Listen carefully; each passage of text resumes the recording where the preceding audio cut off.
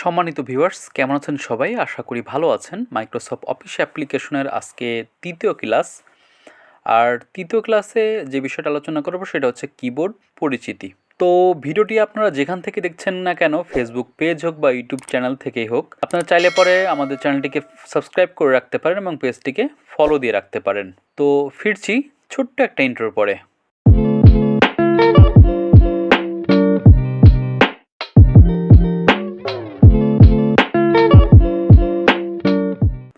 প্রথমে জানি কিবোর্ডটা আসলে কি।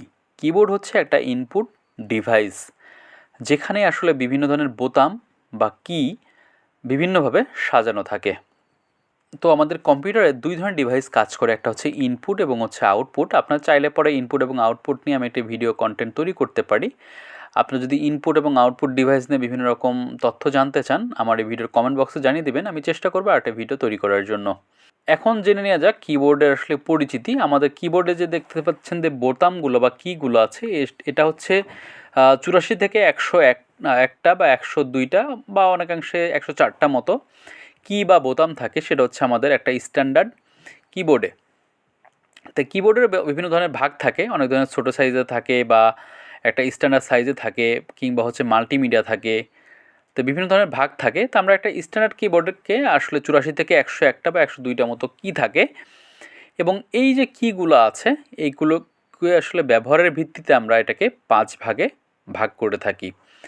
তো এই আজকে আলোচনা করব আমাদের যে কিবোর্ডটা আছে এটা আসলে আমরা খুব সহজেই 5 ভাগে কাজের জন্য কীভাবে ভাগ করতে পারি এবং কোনটার আসলে কী কাজ বা কোনটার কী নাম সেটাই আমরা আজকে বিস্তারিত জানব। তো প্রথমে দেখুন, আমাদের কিবোর্ডের একদম উপরের দিকে একটা সারি আছে, যেখানে হচ্ছে F1 থেকে শুরু করে F12 পর্যন্ত বেশ কিছু কি আছে, যেগুলো হচ্ছে আমাদের এই সারিতেই সাজানো। প্রথমে দেখতে পাচ্ছেন এই যে সারিটা বলতেছি আমি। তো এইখানে দেখেন হচ্ছে আমাদের F1 থেকে শুরু করছি, আমরা কোন পর্যন্ত শেষ করছি? F12। এই যে 12টা যে কি আছে, এই কিটাকে বলে থাকি হচ্ছে আমরা ফাংশন কি। তো ফাংশন কির কাজ কি সেটা একটু জেনে রাখি। এর মধ্যে আসলে নির্দিষ্ট কিছু কমান্ড আমাদের কম্পিউটার থেকে ফিক্সড করা আছে।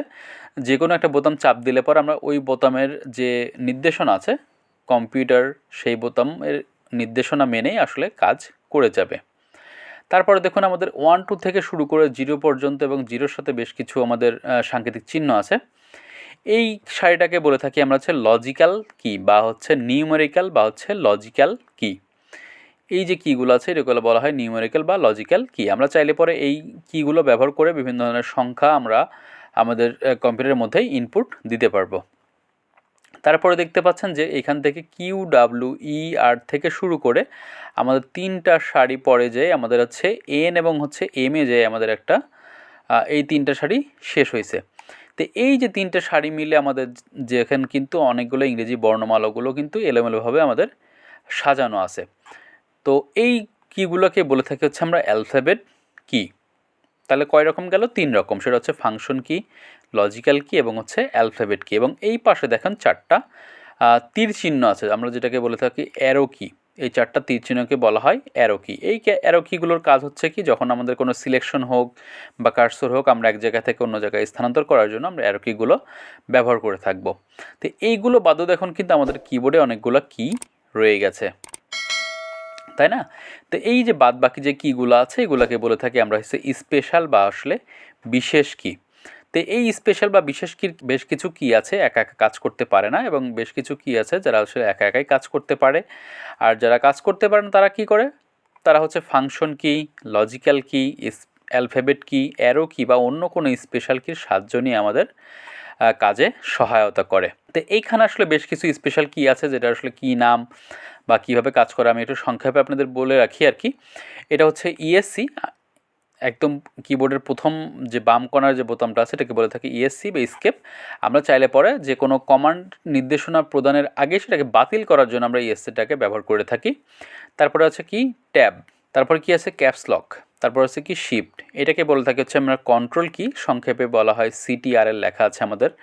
এই যে এই কিটা হচ্ছে আমাদের উইন্ডোজ কি। এইটা হচ্ছে অল্টারনেটিভ কি, যেটা সংক্ষেপে আমরা অল্টার বলে থাকি। এটা অনেকে অ্যালার্ট বলে, বাট আমার জানা মতে অ্যালার্টটা আসলে ভুল। এটা হচ্ছে অল্টারনেটিভ কি, সংক্ষেপে আমরা হচ্ছে ALT বা হচ্ছে আমরা অল্টার বলে থাকি। তারপর কিবোর্ডের যে বড় যে কিটা আছে এটাকে বলা হয় স্পেস বার। এই স্পেস বারের কাজ হচ্ছে যখন আমরা কোনো ওয়ার্ড লেখালেখি করি, একটা থেকে অন্য ওয়ার্ডের আমাদের মাঝখানে যে ফাঁকা জায়গা থাকে সেই ফাঁকা বা গ্যাপটা আসলে তৈরি করার জন্য আমরা স্পেস বারটাকে ব্যবহার করে থাকি। এই সাইডেও ঠিক একই রকম আমাদের বেশ কিছু কি রয়েছে, শিফট রয়েছে, কন্ট্রোল এবং অল্টারনেটিভ কি, তারপর হচ্ছে ইন্টার কি আছে এবং হচ্ছে এখানে ব্যাক স্পেস আছে। যখন আমরা কার্সরের আগের লেখাগুলো মুছবো তখন আমরা চাইলে পরে ব্যাক স্পেস ব্যবহার করে আমরা লেখাগুলো মুছে ফেলতে পারবো।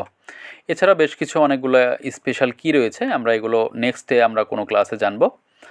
তো এই ছিল হচ্ছে আজকের ক্লাস কিবোর্ড পরিচিতি নিয়ে। আশা করি আপনারা খুব সহজেই ব্যাপারগুলো বুঝতে পারলেন। কারো যদি কোনো প্রশ্ন থাকে বা জানার থাকে আপনারা চাইলে পরে আমার ভিডিওর কমেন্ট বক্সে কমেন্ট করতে পারেন, আমি চেষ্টা করব সর্বদা উত্তর দেওয়ার জন্য। তাছাড়া চাইলে পরে আমাদের এই ভিডিও ডিসক্রিপশনে আমাদের ফেসবুক পেজের লিঙ্ক দেওয়া আছে, আপনারা সেখানে যেয়ে আমাকে ইনবক্স করতে পারেন। তো আজকের ভিডিও এখানে শেষ করব, দেখা হবে নতুন কোনো ভিডিও নিয়ে। ততক্ষণ ভালো থাকবেন সবাই, সুস্থ থাকবেন।